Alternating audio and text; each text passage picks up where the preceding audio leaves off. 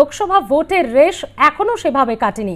তারই মধ্যে দল বদল এবং মৃত্যুর কারণে 4 বিধানসভা কেন্দ্রের রাজ্যে আগামীকাল সকাল থেকে উপনির্বাচন। তার প্রস্তুতি ইতিমধ্যেই তুঙ্গে। উপনির্বাচন মানিকতলা, বাগদা, রায়গঞ্জ এবং রানাঘাট দক্ষিণে। বুধবার রাজ্যের 4 বিধানসভা কেন্দ্রে উপনির্বাচন হতে চলেছে। 19-এর বিধানসভা ভোটের ফলাফল বলছে বিজেপি 3, তৃণমূল 1 এই 4টি কেন্দ্রে, এবং 24-এর লোকসভা ভোটের ফল বিশ্লেষণ করলেও ছবিটা একই। 26-এর ভোটের আগে এই 4 কেন্দ্রের ভোটে পরস্পরকে মেপে নিতে চলেছে তৃণমূল ও বিজেপি। লোকসভা নির্বাচনের রেশ কাটতে না কাটতেই দেশের 13টি বিধানসভা কেন্দ্রে উপনির্বাচন ঘোষণা নির্বাচন কমিশনের।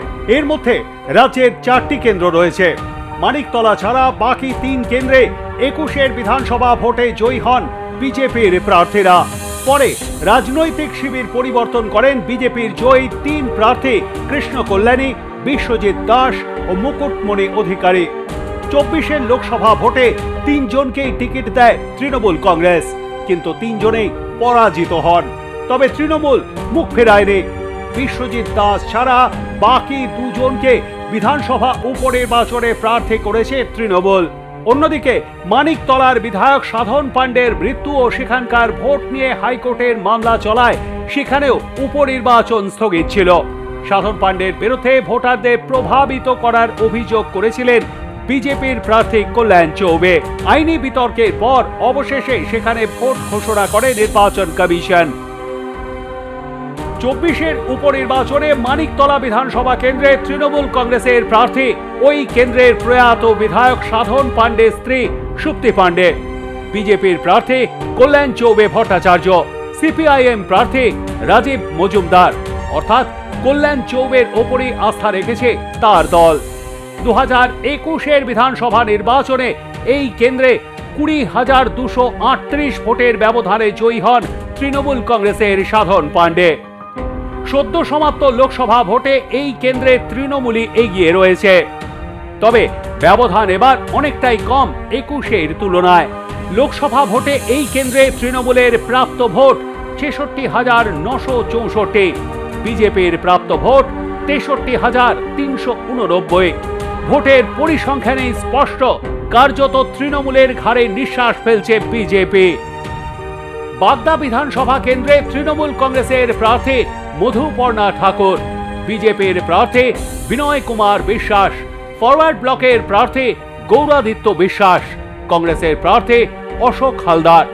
এই কেন্দ্রে তৃণমূল প্রার্থী রাজ্যসভার সাংসদ মমতা বালা ঠাকুরের মেয়ে মধুপর্ণা ঠাকুর। অন্যান্য কেন্দ্রে বাম কংগ্রেস জোট প্রার্থী থাকলেও এই কেন্দ্রে বাম কংগ্রেস আলাদাভাবে প্রার্থী দিয়েছে। বাগদা কেন্দ্রে 21-এর বিধানসভা নির্বাচনে বিজেপির টিকিটে 9,792 ভোটের ব্যবধানে জয়ী হন বিশ্বজিৎ দাস। তবে পরে তৃণমূলে যোগ দেন তিনি, ছেড়ে দেন বিধায়ক পদও। বনগাঁ লোকসভা কেন্দ্র থেকে প্রার্থী হলেও শান্তনু ঠাকুরের কাছে পরাজিত হন বিশ্বজিৎ দাস। লোকসভা ভোটে বাগদা বিধানসভা কেন্দ্রে বিজেপি ভোট পায় 1,12,704টি। তৃণমূল কংগ্রেসের প্রাপ্ত ভোট 92,090টি। অর্থাৎ বিজেপির পক্ষে ব্যবধান 20,000-এর সামান্য বেশি। নজর রাখা যাক রায়গঞ্জ কেন্দ্রের দিকে। রায়গঞ্জ বিধানসভা কেন্দ্রে তৃণমূল কংগ্রেসের প্রার্থী কৃষ্ণ কল্যাণী, বিজেপির প্রার্থী মানস কুমার ঘোষ, কংগ্রেসের প্রার্থী মোহিত সেনগুপ্ত। এদের মধ্যে কৃষ্ণ কল্যাণী প্রাক্তন বিধায়ক, মোহিত সেনগুপ্ত প্রাক্তন বিধায়ক। 2021-এর বিধানসভা ভোটে রায়গঞ্জ কেন্দ্রে বিজেপির টিকিটে 20,000-এরও বেশি ভোটের ব্যবধানে জয়ী হয়েছিলেন কৃষ্ণ কল্যাণী। পরে তিনি তৃণমূল কংগ্রেসে যোগ দেন। লোকসভার ভোটে তৃণমূলের টিকিটে দাঁড়ানোয় বিধায়ক পদ ছেড়ে দেন তিনি। 2024-এর লোকসভা ভোটে রায়গঞ্জ লোকসভা কেন্দ্রের অন্তর্গত রায়গঞ্জ বিধানসভা আসনে বিজেপি ভোট পায় 93,402টি। তৃণমূলের প্রাপ্ত ভোট 46,663। অর্থাৎ বিজেপির পক্ষে 46,000-এরও বেশি ভোটের ব্যবধান রয়েছে এই কেন্দ্রে। এই ফারাক মিটিয়ে কৃষ্ণ কল্যাণী ম্যাজিক দেখাতে পারেন কিনা সেটাই দেখার।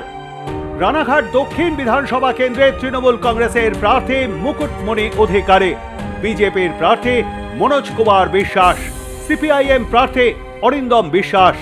লোকসভা ভোটের ঠিক মুখে পদ্ম ছেড়ে ঘাসফুলে যোগ দেন মুকুটমণি অধিকারী। বিধানসভা ভোট 2021-এ রানাঘাট দক্ষিণ কেন্দ্রে বিজেপির টিকিটে 16,515 ভোটের ব্যবধানে জয়ী হয়েছিলেন মুকুটমণি অধিকারী। মতুয়াদের বড় অংশের ভোটই জমা পড়ে তার ঝুলিতে। 24-এর লোকসভা ভোটে রানাঘাট দক্ষিণ কেন্দ্রে বিজেপি পায় 1,23,568টি ভোট। তৃণমূলের প্রাপ্ত ভোট 86,632। এই কেন্দ্রের প্রার্থীদের মধ্যে হাড্ডাহাড্ডি লড়াই হতে চলেছে বলে মনে করছে রাজনৈতিক মহল। এই 4 কেন্দ্রের জন্য কমিশন 55 কোম্পানি কেন্দ্রীয় বাহিনী মোতায়েন করতে চলেছে। যদিও পরিস্থিতি বুঝে বাহিনীর সংখ্যা বাড়াতে পারে নির্বাচন কমিশন। ব্যুরো রিপোর্ট, আর প্লাস নিউজ।